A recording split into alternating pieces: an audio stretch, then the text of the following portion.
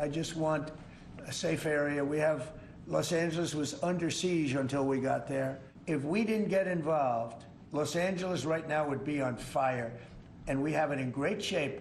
We believe ICE agents should be allowed to be safe in doing their operations, and we have deployed National Guard and the Marines to protect them. If you want to know what the National Guard is doing, drive by the Federal Building. They are stationary. They are not out doing crowd control or anything like that. So I don't know how he could say that the National Guard is who saved the day. Who saved the day are our local law enforcement agencies. Encore beaucoup de tensions entre l'administration Trump et l'État de la Californie dans l'Ouest américain. Donald Trump dit que Los Angeles doit être libéré et affirme que la ville est envahie par des ennemis étrangers. Il n'exclut pas d'invoquer la loi sur l'insurrection, ce qui élargirait encore le rôle que peuvent jouer en ce moment les militaires. Il y a 700 Marines qui ont été déployés dans la métropole californienne et le nombre de réservistes de la Garde nationale a été doublé pour atteindre 4 000 au cours des dernières heures. Alors, la Californie juge que ces déploiements sont illégaux et exagérés. Je joins à Los Angeles le correspondant du Monde, à Washington, Piotr Smolar. Bonsoir. Bonsoir. Alors, peut-être nous expliquer tout d'abord là, à quoi ressemble la situation à Los Angeles, l'état des lieux. Alors, il y a la réalité et la perception de cette réalité. C'est-à-dire que la réalité, c'est qu'il y a effectivement des incidents épars qui ont eu lieu.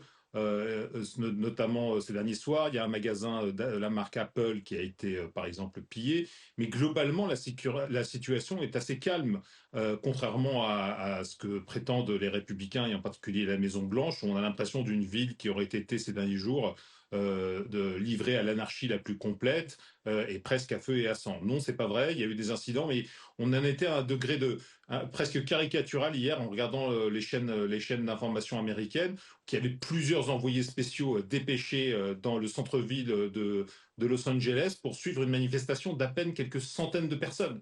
C'est-à-dire qu'il y a un effet de loupe, un effet de focalisation sur la situation à Los Angeles, mais en réalité, de point de vue de sécurité publique, vraiment, on peut dire que la situation est globalement assez calme et assez banale. Donc, le recours à la Garde nationale, selon vous, et le recours aux Marines n'étaient pas nécessaires? Alors, ce n'est pas seulement moi, c'est de l'avis de tous les experts en matière de sécurité publique et aussi de l'avis des élus locaux, car rappelons-le, en principe, le recours à cette garde nationale est une prérogative du gouverneur de l'État. C'est lui qui peut faire appel à la garde nationale. Et il faut vraiment des circonstances absolument exceptionnelles et une menace pour l'autorité du gouvernement fédéral pour que le président des États-Unis court-circuite en quelque sorte le gouverneur de l'État et fasse appel à la garde nationale. Ce n'est pas le cas du tout ici, mais on sent bien que la Maison-Blanche a une tentation très forte de pousser une nouvelle fois au maximum les limites des prérogatives présidentielles et de s'arroger certains droits qui normalement ne relèvent pas de ses compétences. Et on se retrouve aujourd'hui dans cette situation où Donald Trump prétend, comme il dit, libérer la ville d'une menace très importante. Il évoque des envahisseurs, des fauteurs de troubles. Il dit même, il l'a répété cet après-midi devant les journalistes, que ces fameux insurrectionnistes, comme il dit, ces insurgés auraient été payés. Et lorsqu'on lui demande par qui, il ne le précise évidemment pas. Donc on est vraiment dans un tableau assez caricatural, mis en scène en quelque sorte par la Maison-Blanche. Donc vous avez l'impression qu'en ce moment, l'administration Trump utilise le théâtre de ces manifestations, moins importantes que ce que l'on dit à la Maison-Blanche, pour tester les limites de son pouvoir, tester jusqu'où il peut aller dans un cas semblable. C'est un peu ça à quoi on assiste en ce moment?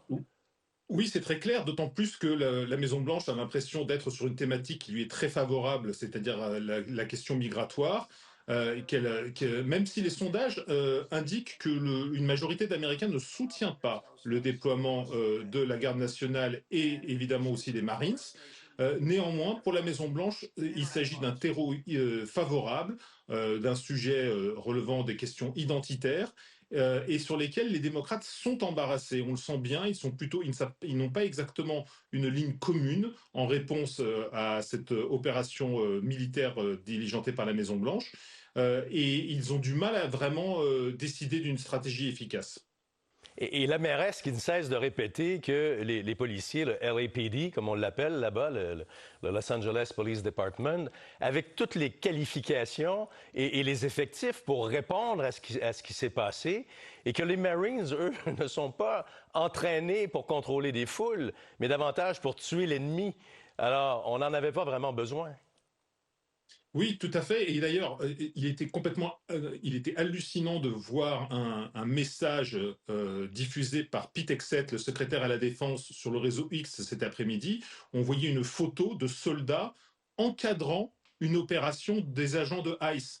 Ça devient complètement dément. C'est les soldats qui protègent des policiers dans l'exercice d'une mission. Ça n'a absolument aucun sens, encore une fois, du point de vue de la sécurité publique. Et tout ça, on voit bien qu'on se marche complètement sur les pieds entre les différents corps qui sont mobilisés. Et par ailleurs, tout ça coûte évidemment très cher, puisque le Pentagone a reconnu aujourd'hui que la somme déjà mobilisée pour ce déploiement s'élève à environ 170 millions de dollars. C'est énorme, c'est énorme. Et tout ça se retrouve dans les tribunaux. D'ailleurs, il y a un juge fédéral qui n'a pas acquiescé à la demande du gouverneur Newsom. Ce sera entendu sur le fond demain. Le gouverneur Newsom qui demande là, le départ de la garde nationale et des troupes et des Marines. Oui, mais on est encore une fois dans une situation qu'on connaît bien depuis le début de ce second mandat de Donald Trump, qui est que la Maison-Blanche met tout le monde devant le fait accompli. Elle prend des initiatives qui peuvent ensuite être reconnues ou pas illégales par les tribunaux, mais la réalité, elle est déjà modifiée par les actions de la Maison-Blanche. Et c'est typiquement le cas ici. Peut-être que le tribunal reconnaîtra effectivement au niveau fédéral que cette mobilisation de la garde nationale et des Marines était illégale, était illégitime de la part du président, sauf que toutes les rétines des Américains sont aujourd'hui pleines de ces images des soldats déployés face à des manifestants, pour certains violents, pour la plupart non, et que c'est ça qui restera au final dans l'esprit des gens. J'aimerais que l'on parle en terminant de la fameuse parade, là, du défilé militaire que Donald Trump va tenir samedi à Washington. C'est une première aux États-Unis, et ça aussi, c'est l'expression d'une démonstration de force, de déployer comme ça dans les rues de la capitale des tanks et peut-être des missiles, je ne sais trop ce qu'il y aura. On n'a jamais vu ça aux États-Unis. On voit ça en France le 14 juillet, mais pas aux États-Unis. Vous avez tout à fait raison. D'ailleurs, le 14 juillet a sans doute été aussi une des sources d'inspiration pour Donald Trump, car vous vous souvenez qu'Emmanuel Macron, lors de son premier mandat, l'avait invité à Paris, sur les Champs-Élysées, à assister au défilé du 14 juillet. Mais aujourd'hui, ce n'est pas ça. On n'est pas uniquement dans la célébration de l'armée américaine, on est dans quelque chose de plus pernicieux. On assiste d'une part à la militarisation de la politique migratoire aux États-Unis et on assiste à la politisation de l'armée américaine. On l'a bien vu cet après-midi avec le discours de Donald Trump à Fort Bragg devant les soldats qui étaient amenés à conspuer certains adversaires politiques du président américain. Eh bien, le défilé qui aura lieu samedi, c'est le fait du prince, c'est le fait de Donald Trump qui va se célébrer lui-même par ce défilé militaire. Si vous permettez, on va entendre un extrait de M. Trump justement cet après-midi en Caroline du Nord, à Fort Bragg, à la base militaire. Saturday is going to be a big day. We want to show off a little bit. This week we honor 250 years of valor and glory and triumph by the greatest fighting force ever to walk the face of the earth, the United States Army. Rapidement, en terminant, vous avez l'impression que ce qui se passe en ce moment en Californie, ça pourrait donner un élan à Gavin Newsom pour éventuellement devenir candidat démocrate à la prochaine présidentielle? Je sais qu'on est encore loin, mais certains le pensent et certains le disent même ouvertement en ce moment. Ouais, je pense qu'à ce stade, c'est beaucoup trop tôt pour discuter de cela. Ce qui me frappe pour l'instant, c'est que les démocrates sont très, très partagés sur l'attitude à adopter face à ce qui se passe. Il y a ceux qui oublient complètement qu'il faut commencer par dénoncer les violences pour pouvoir dire autre chose. Et les autres qui restent uniquement sur des questions de principe en dénonçant l'autoritarisme de Donald Trump.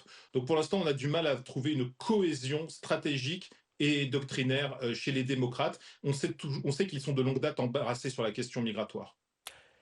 Piotr Smolar, en direct de Washington, merci beaucoup d'avoir fait le point sur ce qui se passe en ce moment à Los Angeles, en Californie. Merci à vous. Au revoir.